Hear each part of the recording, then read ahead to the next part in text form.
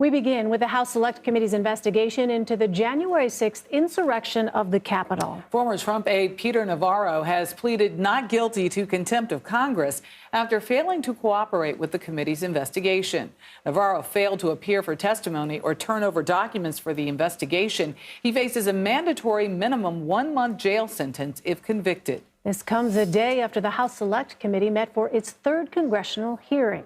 Americans heard yesterday from two key witnesses who testified American democracy was and is at risk. Former Judge J. Michael Luttig warned that if Mr. Trump or an anointed successor loses the 2024 election, there might be another attempt to overturn those results. Today, almost 2 years after that fateful day in January 2021, that still Donald Trump and his allies and supporters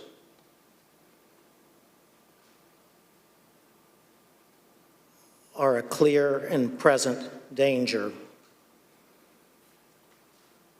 to American democracy.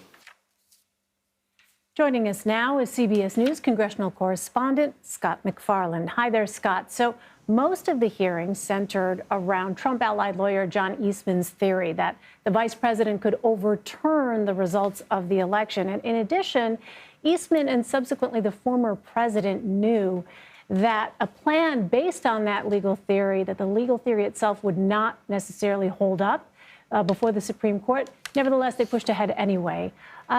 When you speak to experts about what we heard yesterday in that testimony, how do they describe that kind of evidence? The sequence of events is so important, Elaine.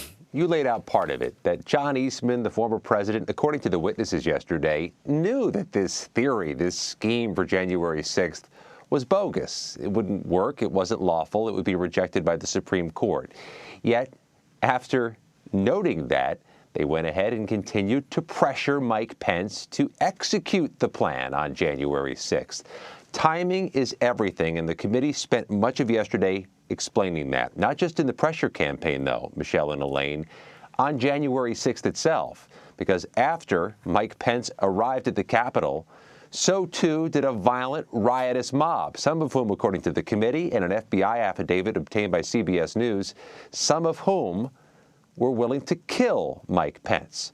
So, as Mike Pence is evacuated at 2:25 p.m., at nearly the same moment, President Trump was tweeting criticism of Pence, and the committee argued yesterday the mob surged forward again. The most violent confrontations with police were minutes after this image, after Mike Pence evacuated from the U.S. Senate, after the tweet.